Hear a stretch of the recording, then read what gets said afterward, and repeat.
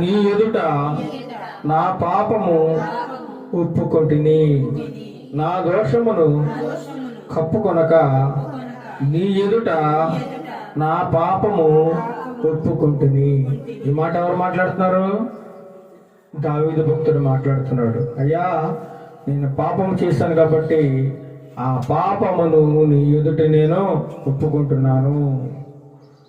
మనం అనేక సార్లు పాపం చేస్తూ ఉంటాం, అనేక మార్లు దోషములు, తప్పుదలు, పొరపాట్లు చేస్తూ ఉంటాం. కానీ ఒప్పుకోము.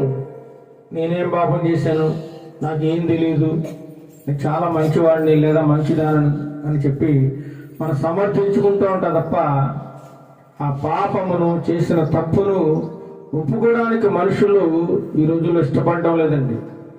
కానీ దేవుని వాక్యం సెలవుస్తుంది, నువ్వు చేసిన సమస్త పాపములను కూడా దేవుని ఎదుట ఒప్పుకోవాలి.